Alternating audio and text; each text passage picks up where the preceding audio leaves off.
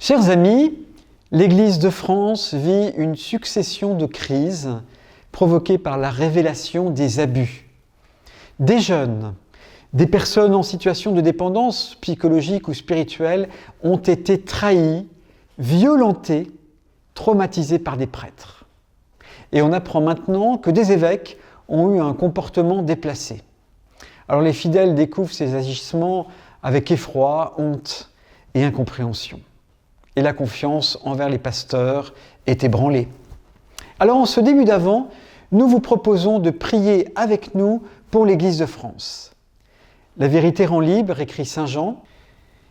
Prions l'Esprit Saint pour qu'elle garde sa vocation d'annoncer le Christ qui rend libre, pour que l'Église soit le sel de la terre, pour qu'elle retrouve l'élan missionnaire et qu'elle rayonne par tous ses membres.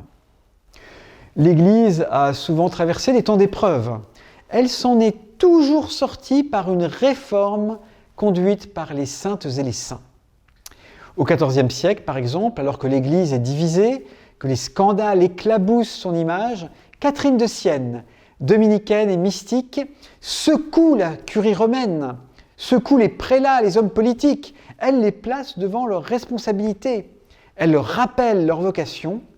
Ses paroles sont franches, exigeantes et pleines d'espérance. Alors si vous le voulez, Catherine de Sienne sera notre guide durant cette neuvaine.